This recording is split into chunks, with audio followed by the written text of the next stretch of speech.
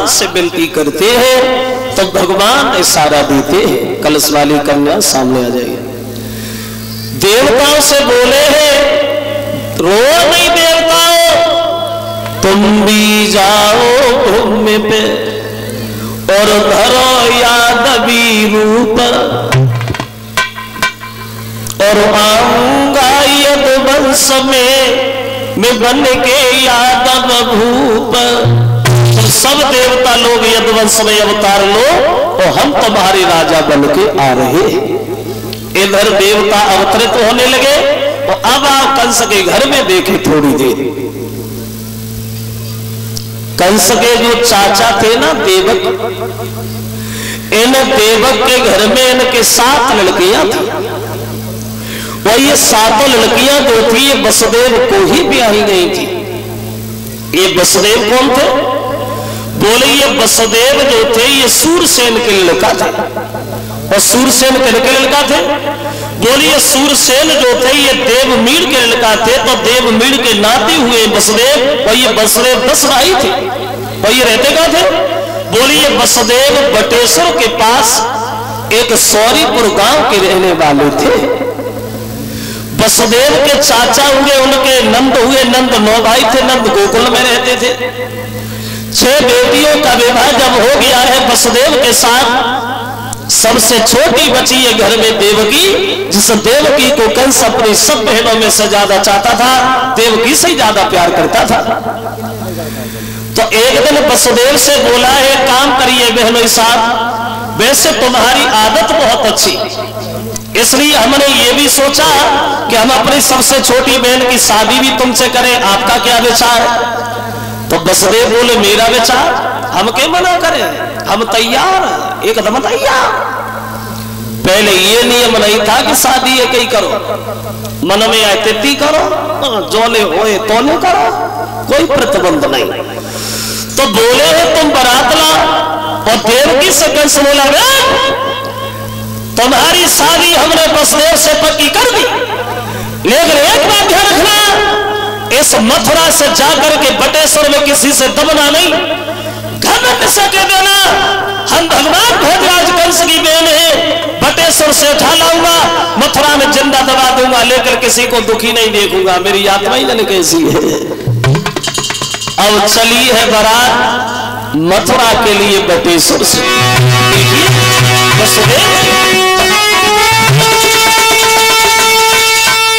तो हंसी खुशी के साथ वो चली है बारात मथुराई, और मंदिर लोगल हवाई रे देवकी की भाई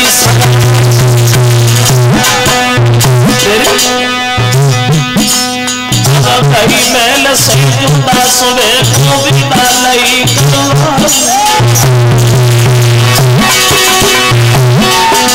पल्लवी के बीच चमेली मली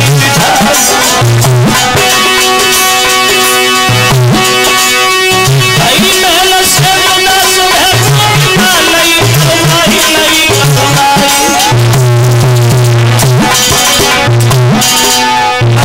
के बीच चमेली गली पल्लवी के बीच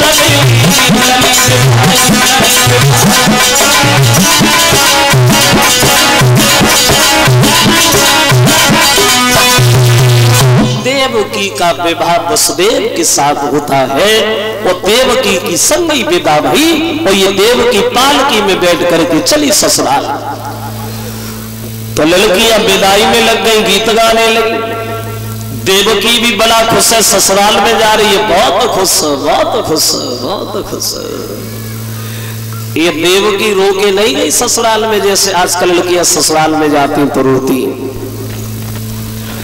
पहले ये रोना चलता ही नहीं था, रोना चला है अभी थोड़े समय से पहले, 1947 से पहले, जब ये हमारा देश गुलामी में था, मुसलमानों का शासन था, अंग्रेजों का शासन था, तब हम हिंदुओं के साथ कोई अच्छा बर्ताव नहीं बरता जाता था, तब से ये रोना चला। मगर हमारे देश को आजादी तो मिल गई, लेकिन इस रोने से आजादी आज तक नहीं मिली। और अब रोइयों का और तो रोवन की एक परंपरा सी बनी गई है, जो रोए पाती सोरवती, ना रोए पाती सोरवती, का करें चल रही हो तो है ही है। और कोई पढ़ी लिखी लड़की, समझदार लड़की ससुराल में चली जाए रोए ना तो और औरतें बच्चे ही नहीं लेन देती, ने कम ना रोई बोल के बैठी गई जगह ही सर्राट रोना। एक बात ध्यान में आ गई, एक दिन हम गए बारात, तो सुबह जब विदा भई तो लड़की खूब रोई, खूब चिल्ला चिल्ला करके रोने लगी। और हम भी भाई पास में खड़े थे, तो लड़की जब चिल्ला चिल्ला के खूब रोई तो सब लड़की का एक छोटा भाई था, वो अपने पिता से बोला, क्यों पापा दीदी रो रही है, जीजा जी क्यों नहीं रो रहे? वो बच्चा बोला, पापा दीदी रो रही, जीजा नहीं रो रहे। तो पापा बोले, लला तेरी दीदी आज ही रो रही है, तेरे जीजा आज के बाद जिंदगी भर रोएंगे। तो जब विदा किया तो अकस्मात कंस आ गया, इधर आइए, ऐसे पालकी में बैठ करके कब तक पहुंचोगी बदेश्वर? हमारी बात सुनो, थोड़ी देर हमारे रथ में बैठो, हम तुम्हें विदा करें। तो कंस ने देवकी को रथ में बिठा लिया। देखिए विधि का विधान, परमेश्वर की माया। अब हुआ ऐसा,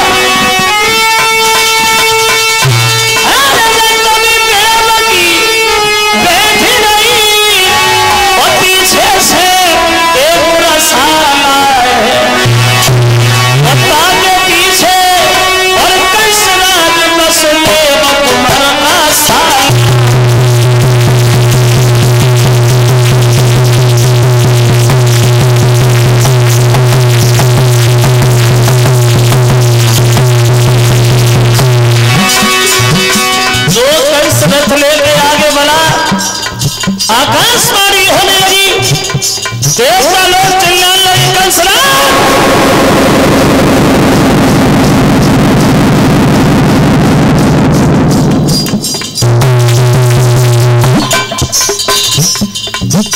कंस ने ऊपर देखा तो देवता बोले, सुनो कंस,